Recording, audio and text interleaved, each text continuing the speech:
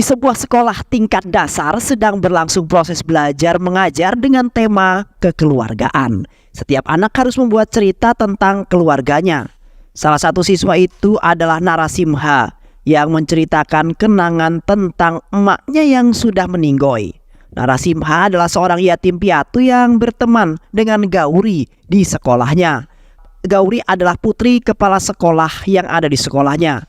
Narasimha dilarang masuk ke sekolah setelah dia berkelahi akibat dirinya diejek tidak memiliki keluarga. Dia tumbuh besar di panti asuhan dan memiliki usaha bengkel mobil yang sudah cukup besar dan berhasil. Bersama dari kecil hingga dewasa, membuat Gauri dan Narasimha memiliki perasaan yang lebih dari sekedar seorang sahabat. Suatu hari, Narasimha terjebak kemacetan. Ternyata di depan sedang terjadi demonstrasi untuk menjadi anggota parlemen dari partai yang dilakukan oleh anak buah putra Rami Reddy yang bernama Ravi Shankar Reddy. Aksi tersebut menghalangi lalu lintas hingga mengakibatkan kematian seorang wanita yang berada di dalam ambulans. Melihat kesedihan pasangan suami istri yang telah kehilangan anak tercintanya, Narasimha turun dari motor dan membubarkan demonstrasi tersebut. Anak buah Ravi Shankar Reddy tergeletak di aspal akibat pukulan dari Narasimha. Saat Ravi Shankar Reddy akan pergi menuju gedung parlemen dan memerintahkan polisi untuk membuka jalan, Narasimha memberi pelajaran dengan mengatakan kepada semua orang yang berada di sana untuk melakukan blokade semua jalan yang mungkin bisa dilewati oleh Ravi Shankar Reddy hingga dia terlambat menghadiri pencalonannya. God bless you too.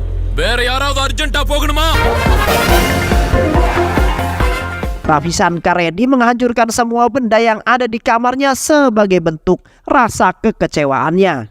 Kedua orang tuanya berhasil menenangkan Ravi. Rama Reddy berjanji akan menyelesaikan semua masalah yang ada dan akan memberi pelajaran pada orang yang sudah menghalangi jalan putra tercintanya. Sementara itu, di bengkel milik Narasimha terjadi sebuah kegaduhan yang sangat kacau ketika Narasimha meminta Malika untuk mengembalikan sebuah kunci. Malika adalah mekanik magang yang keberadaannya membuat semua hal menjadi kacau karena sifat cerobohnya. Hal itu menyebabkannya mendapatkan peringatan langsung dari Narasimha yang begitu nyelekit. Malika berjanji tidak akan melakukan kecerobohan lagi. Itulah yang dikatakan Malika. Apa yang terjadi pada Ravi Shankar Reddy tersebar dengan cepat lewat media massa. Hal tersebut membuat Menteri Pusat Vira Raghava Reddy merasa malu dengan melemparkan undangan yang telah dicetak. Menteri mengatakan kepada Rami Reddy, dia membatalkan pernikahan yang akan dilakukan antara Putri dan Ravi Shankar Reddy. Tentu saja hal ini kemudian membuat Rami Reddy marah. Malu begitu juga dengan putranya yang merasa sudah kehilangan harga diri kemudian lalu bunuh diri. Jasadnya pertama kali ditemukan oleh pembantunya setelah membuka pintu depan rumah milik majikannya tersebut. Seluruh penghuni rumah yang ada mendengar teriakan segera keluar dan melihat tubuh Ravi Shankar yang telah tergantung tepat di tengah-tengah rumah lantai 2 yang membuat marah Rami Reddy. Setelah membaca surat yang ditinggalkan oleh Ravi, Rami segera mengumpulkan anak buahnya lalu membalas dendam dengan menghentikan pernikahan salah satu rekan Narasimha, Malika. Rami yang datang menghancurkan pesta pernikahan itu dengan membakar semua yang ada di sana dan juga melukai beberapa orang yang termasuk membunuh suami Malika yang berusaha melindungi Malika ketika akan dibunuh oleh Rami. Narasimha yang baru saja datang terkejut karena keadaan tempat pernikahan yang berantakan dan terbakar di mana-mana. Beberapa temannya menghampiri dan mengatakan jika Rami yang melakukan hal ini untuk membalaskan dendam akan kematian sang anaknya. Malika hanya bisa terdiam meratapi nasibnya yang kehilangan suami di hari pernikahan tersebut. Narasimha yang marah mendatangi kediaman Rami dan satu persatu mengalahkan anak buah Rami, menghancurkan isi rumahnya dan juga melukai Rami. menyiramkan minyak lalu membakarnya. Inilah yang kemudian membuat Rami memiliki luka tepat di wajahnya, yaitu luka bakar. Rami Reddy akhirnya diadili satu pengadilan dan dijatuhi hukuman mati oleh hakim. Sementara itu, ayah Gauri meminta agar Gauri memanggil Narasimha untuk datang ke rumahnya setelah sebelum Gauri mengatakan jika dia ingin menikah dengan Narasimha. Saat Narasimha datang ke rumah Gauri, yang didapatkannya adalah sebuah penolakan dan penghinaan dari ayah Gauri dengan mengatakan jika mereka tidak cocok, mereka tidak akan memiliki masa depan yang baik. Narasimha tidak memiliki keluarga, tidak memiliki pendidikan yang sepadan dengan Gauri, dan juga di mata ayahnya Gauri, Narasimha memiliki sifat yang kurang baik, yaitu sering terlibat masalah dan sering menjadi seorang berandalan. Semakin kuat keyakinan ayah Gauri ketika Narasimha mendapatkan luka tembak oleh orang yang tidak dikenalnya dan hampir saja melukai mereka yang berada di dalam rumah Gauri. Untuk menghormati orang yang berjasa dalam hidupnya, Narasimha mengorbankan cintanya. Namun, Gauri tetap ingin memperjuangkan hubungan mereka dan melarikan diri, kemudian bersembunyi tepat di gudang bengkel milik Narasimha untuk menikah secara diam-diam. Bengkel Narasimha didatangi oleh polisi yang telah menerima pengaduan dari ayahnya Gauri. Jika Narasimha adalah penyebab anaknya hilang tanpa kabar hingga berhari-hari. Narasimha yang tidak mengetahui hal tersebut jika Gauri berada di bengkelnya, tentu saja menolak segala tuduhan yang dilontarkan ayahnya Gauri dengan mengatakan alibi jika dia tidak pernah meninggalkan bengkel dan itu disaksikan oleh banyak orang. Sepeninggal ayahnya Gauri dari bengkel, Narasimha menatap tajam semua temannya karena dia yakin salah satu temannya mengetahui di mana Gauri berada saat ini. Untuk menyelesaikan permasalahan tersebut, Narasimha kemudian mengambil sebuah keputusan untuk menikah dengan Malika, seorang gadis cantik yang lumayan semok. Semua temannya terkejut ketika Narasimha membawa Malika ke bengkelnya dengan sudah memakaikan gaun pengantin dan sindur di dahinya Malika. Gauri keluar dari gudang dengan senyum mengembang, namun perlahan kemudian memudar dari wajahnya karena melihat Narasimha dan Malika yang sudah menikah.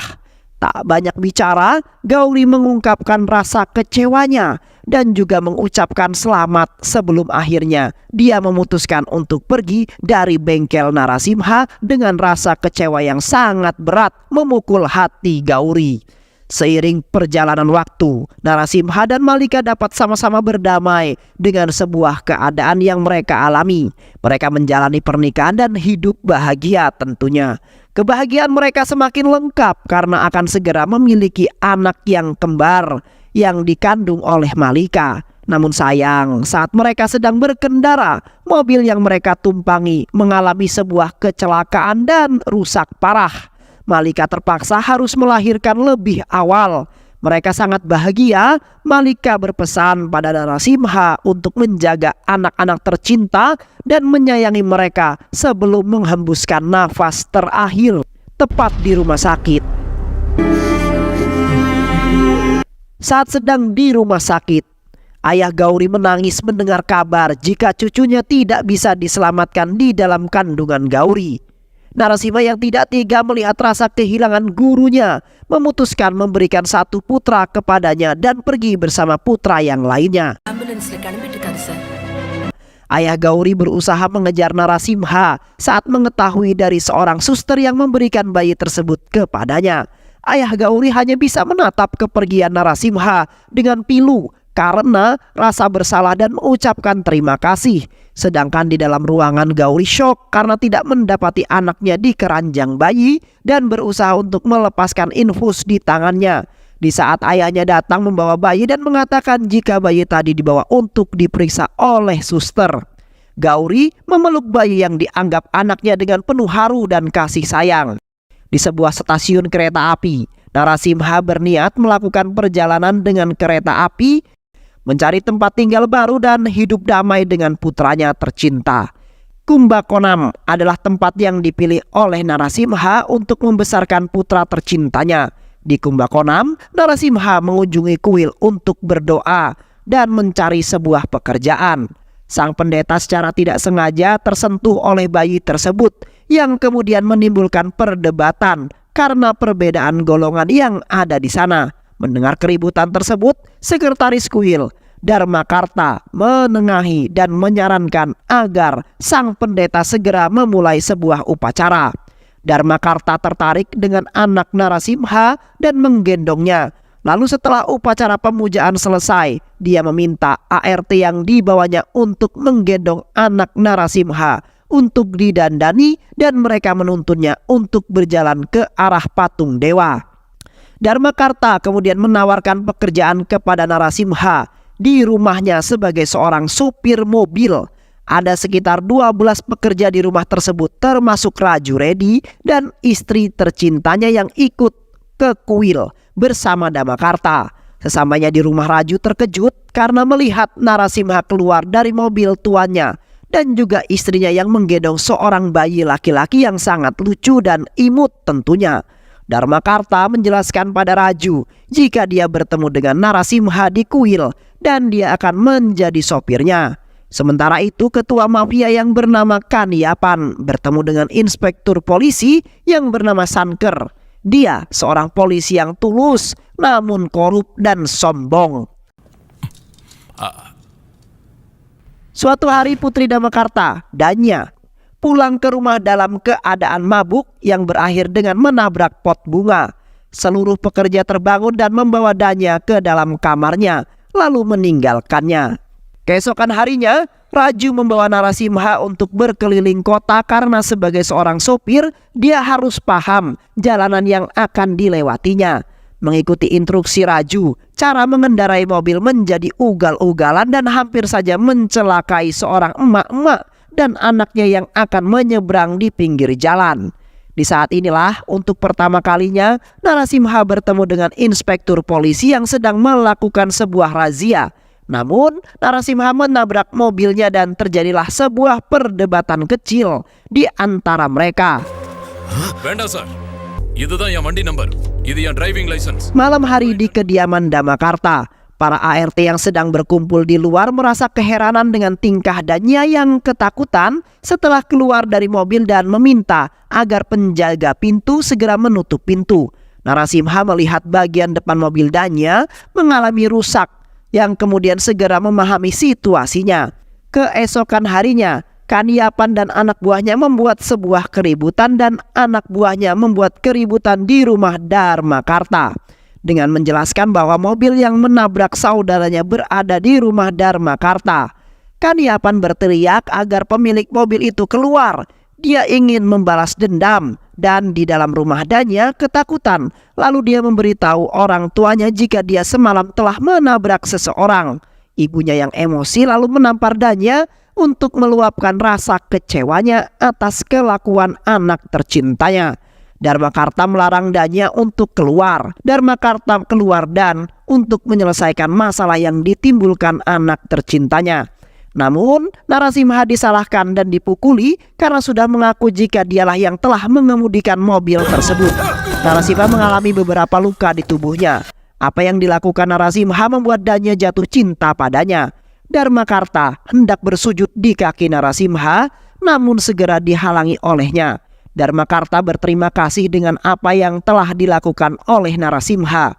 Bagi Narasimha, apa yang telah Dharmakarta lakukan untuknya dan anaknya sudah lebih daripada cukup. Di rumah Dharmakarta, Raju mengambil tas yang dibawa oleh salah seorang ART dari dalam rumah untuk dibuang. Dia penasaran dengan isinya karena ART itu mengatakan jika Danya yang menyuruhnya untuk membuang tas tersebut, isinya adalah bubuk putih yang terbungkus kertas koran. Raju mencoba isinya dan ternyata itu membuatnya merasa melayang dan mulai bertindak berani tanpa melihat siapa yang diajaknya berbicara. Bahkan pada saat Dharmakarta pun dia berani berbicara sembarangan. Kesadaran Raju kembali ketika Narasimha dan Danya kembali dari kuil karena untuk mengembalikan kesadaran Raju, Narasimha menamparnya dengan keras seperti orang linglung. Raju bertanya apa yang sedang terjadi sebenarnya.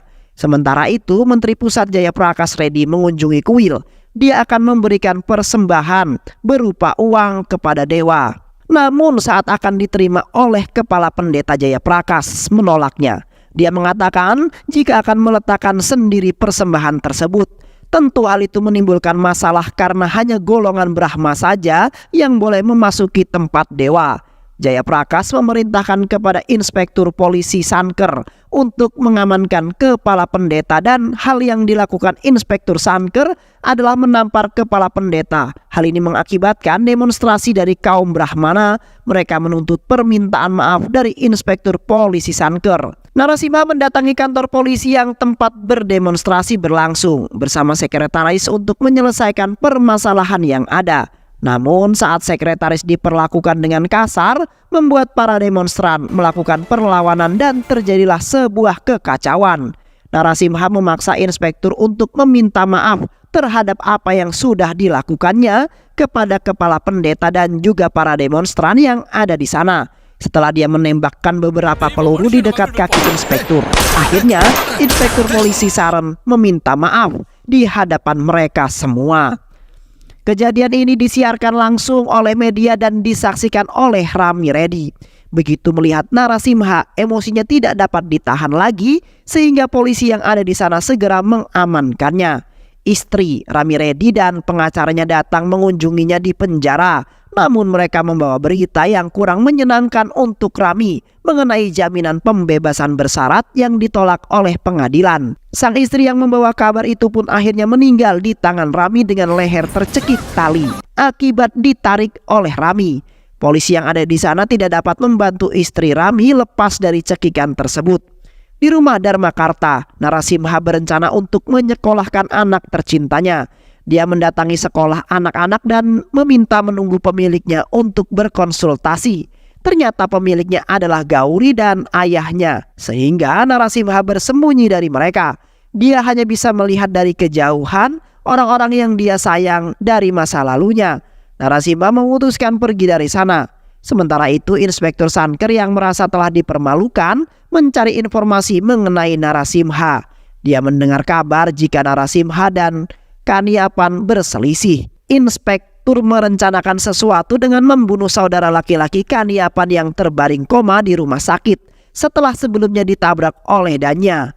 Inspektur Sanker membuat saudara laki-lakinya Kaniapan keracunan gas karbon dioksida yang disalurkan dari kendaraannya lewat saluran oksigen dari ruang penyimpanan oksigen yang langsung terhubung dengan ruangan di rumah sakit.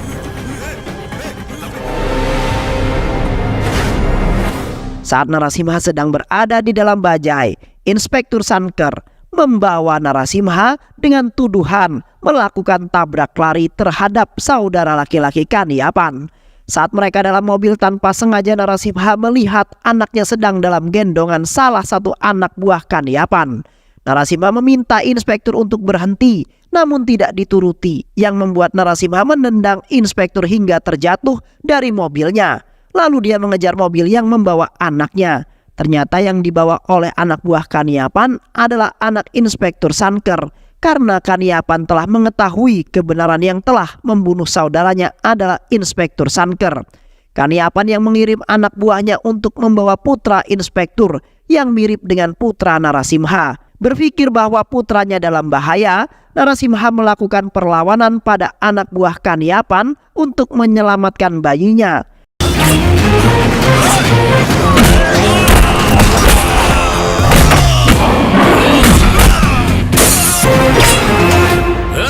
Ternyata Narasimha baru mengetahui jika Inspektur Sanker adalah ayahnya dan bahwa Gauri adalah ibunya. Setelah melihat jika anak yang berada dalam gendongan Narasimha adalah anaknya, inspektur mengucapkan terima kasih lalu pergi dengan membawa bayinya setelah mendengar suara Gauri yang memanggil anaknya. Narasimha terkejut dan tidak bergerak dari sana setelah mengetahui ternyata yang diselamatkan olehnya adalah anak yang telah dia berikan pada ayahnya Gauri. Gauri yang diberitahu jika yang menyelamatkan anak mereka adalah Narasimha segera menghampiri dan mengucapkan terima kasih. Namun masih terlihat amarah di wajahnya terhadap Narasimha. Keesokan harinya, Narasimha memperingatkan Kaniapan agar tidak mengganggu anak inspektur karena mereka masih keluarga Narasimha.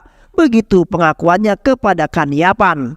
Kaniapan akhirnya mengatakan kepada dia membawa anak inspektur Sanker karena anak buahnya melihat jika inspektur yang telah membunuh saudara laki-laki Kaniapan. Dannya memperlihatkan kepada Narasimha sebuah foto seorang anak laki-laki yang sangat mirip dengan anaknya. Ekspresi Narasimha berubah ketika melihat siapa orang tua dari anak tersebut. Dannya mengambil foto tersebut dari Facebook. Rami Reddy merencanakan melarikan diri bersama anak buahnya saat pergi ke pengadilan. Mobil tahanan yang ada dinaikinya diserang oleh anak buahnya. Keadaan kacau dengan banyaknya polisi yang tewas. Setelah berhasil melarikan diri, orang pertama yang dicarinya adalah Menteri Pusat Vira Raghavan karena telah mempermalukannya dan juga menjadi salah satu penyebab anaknya bunuh diri, lalu kemudian membunuhnya saat Kaniapan datang dan mereka pun bekerja sama untuk membantai Narasimha.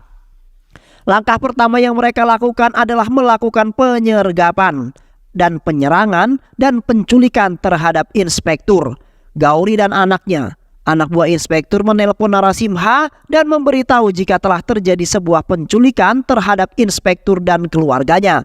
Atas perintah dari anak buah Kaniapan, Narasimha yang menerima telepon segera pergi ke tempat yang diberitahukan, yaitu ke galangan kapal. Mereka semua telah menunggunya di sana. Narasimha berhasil menyelamatkan keluarga inspektur dan memukul semua orang-orang yang ada di sana.